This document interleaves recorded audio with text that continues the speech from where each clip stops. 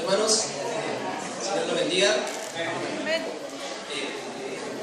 Bueno, como ya adelantaba nuestro pastor Mariano, vamos a estar conversando un poco acerca de la Reforma Protestante, que es lo que estuvimos conmemorando el día 31 de octubre. Y es por eso que quiero que vayamos a Mateo 24, 14. Si lo quieren buscar o lo pueden leer directamente de la diapositiva. Y si alguien también me puede acompañar con la lectura, sería súper. Amén.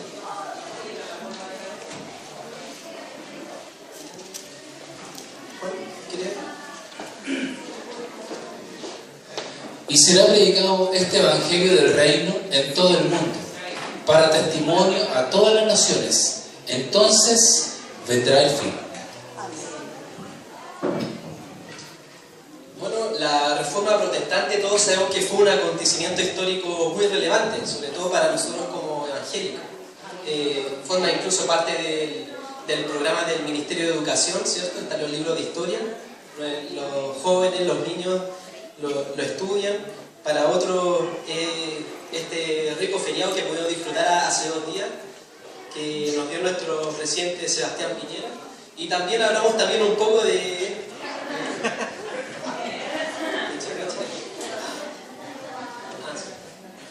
Ahí me dijeron bien el dato.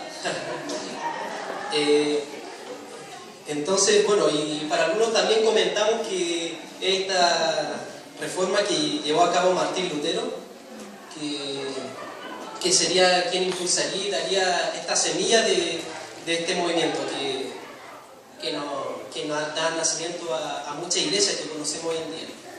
Y como ella adelantaba, sería Martín Lutero quien iniciaría este movimiento, la Reforma Protestante. Y Martín Lutero era un monje agustiniano que tenía una característica muy especial que Dios le dio, y era que tenía una peregrinación espiritual acerca del tema de su salvación. Eso la atormentaba día y noche, y pasaban noches que no dormía, y porque no tenía esta seguridad de su salvación. Y bueno, en palabras del historiador Justo González, él menciona que Lutero tenía un sentimiento muy hondo de su propia pecaminosidad, y mientras más trataba de sobreponerse a ella, más se percataba de que el pecado era mucho más poderoso que él. Y ese sentir, esa culpabilidad, llenaba tanto su corazón que estuvo peregrinando de esa manera.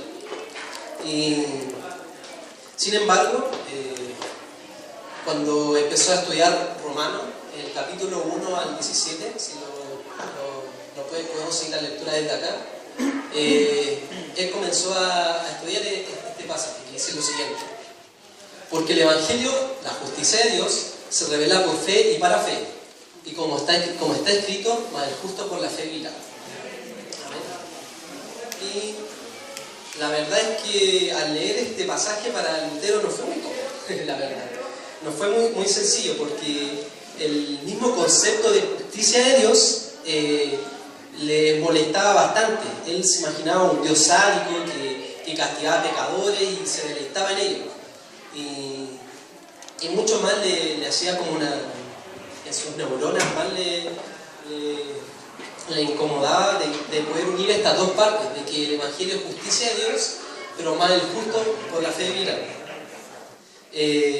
Sin embargo, él comenzó a entender que este pasaje no indicaba de un Dios temible, sádico o algo por el estilo, sino que comprendió esta famosa doctrina que es la justificación por la fe, de que nosotros somos salvos por la fe sola, sin la añadidura de obras o algo por el estilo. Y al descubrir esto, él declaró lo siguiente: sentí que había nacido de nuevo y que las puertas del paraíso me habían sido franqueadas.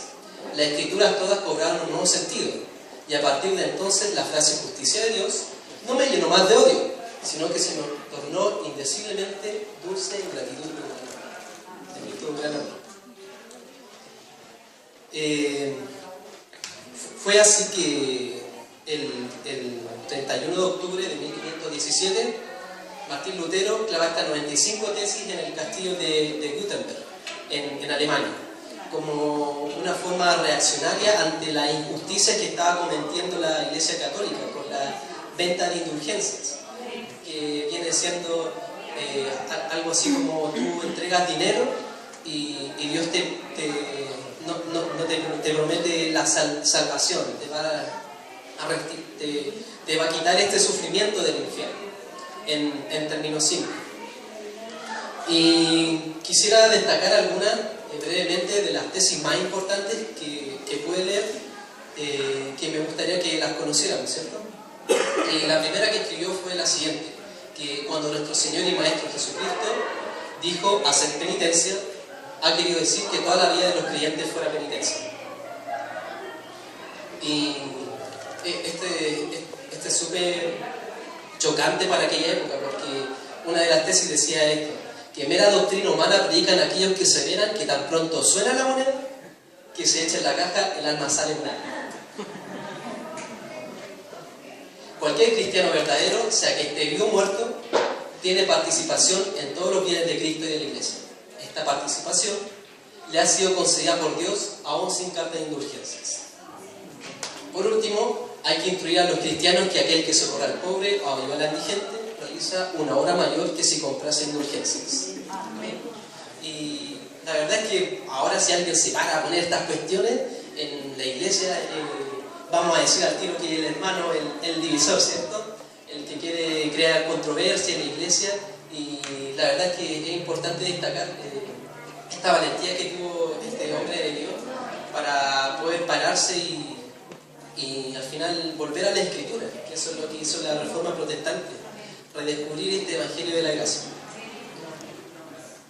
Y asimismo comenzaron la Reforma comenzó a tomar mayor fuerza y surgieron estos 5 lemas, que es lo que conocemos como las 5 solas de la Reforma Protestante, que de alguna manera no es todo lo que la teología reformada planteaba o todo lo que ésta quería dar a conocer, sino que funcionaron como lemas para poder, es como los slogans, ¿cierto? Como los Twitter. Y son los siguientes. Y los voy a repasar rápidamente, que el primero es sola escritura, esto está evidentemente en latín, que viene diciendo solo por medio de las escrituras. El segundo es sola fide, que es solo por medio de la fe. La tercera es sola gratia, que es solo por la gracia. Y la cuarta y la quinta es solo Cristo, que es solo Cristo. Y la última y quinta, que es sola Deo Gloria, que viene siendo solo a Dios sea la gloria, porque Él es el autor y consumador de nuestra fe.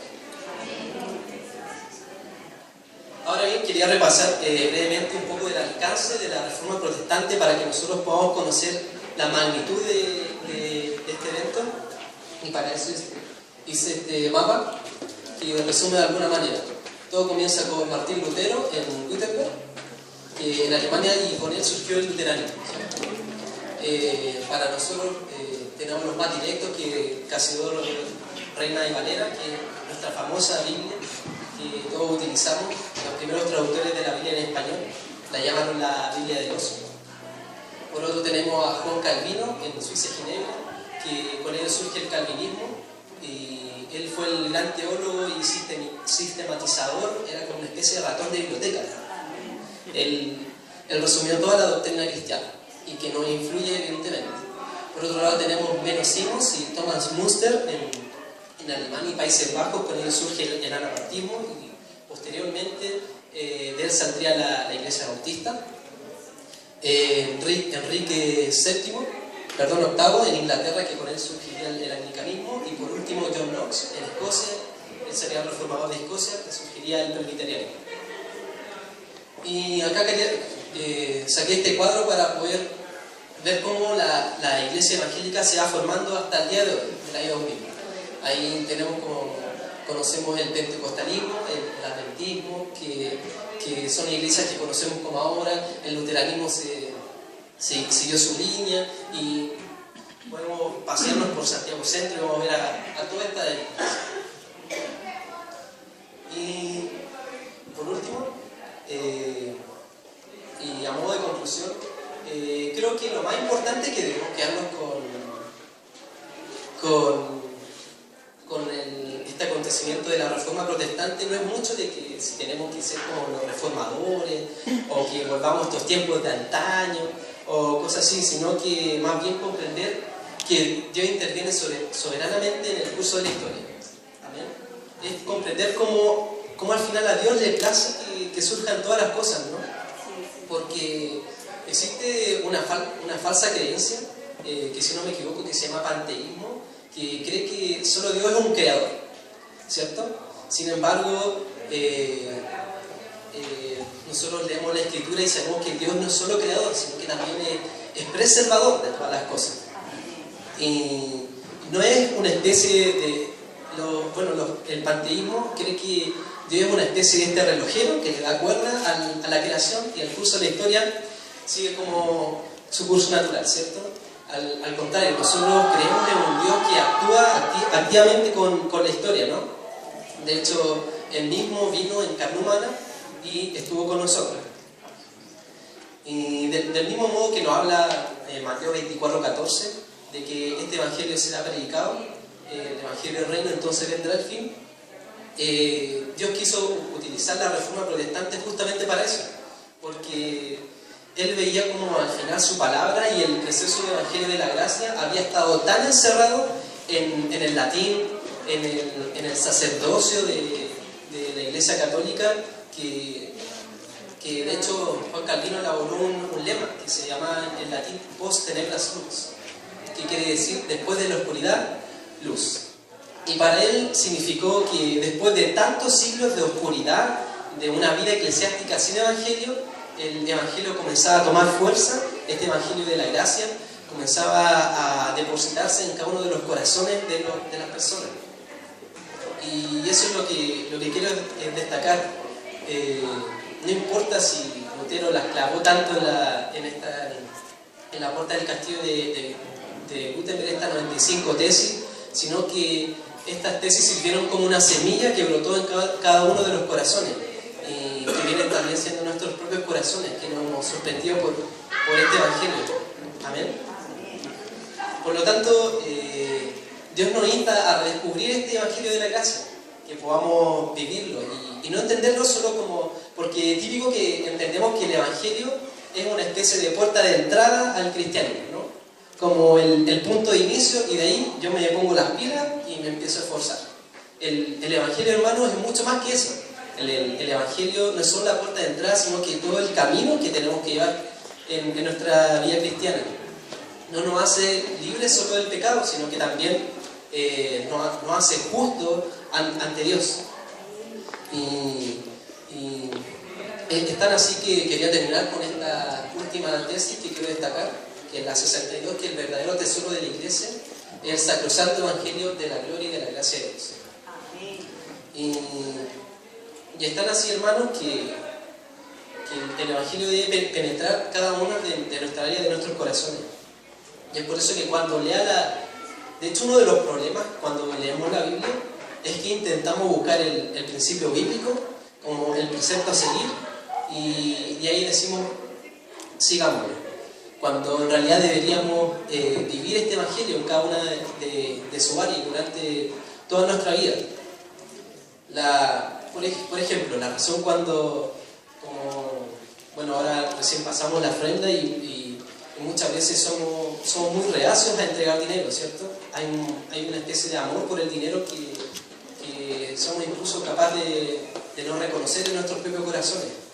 Y la verdad es que no somos tacaños porque no queramos vivir de acuerdo a estos principios bíblicos, sino que nos falta un entendimiento cada vez más profundo de este evangelio de la gracia. O si no, preguntémonos, ¿cómo lo vio Pablo? Pablo no lo dijo, no le obligo, les dijo, ustedes conocen este evangelio. Dijo, no ordeno, conocéis la gracia de nuestro Señor Jesucristo, que por amor a vosotros se hizo pobre, siendo rico, para que vosotros con su pobreza fueseis enriquecidos. En otras palabras, usted tiene que mirar aquí.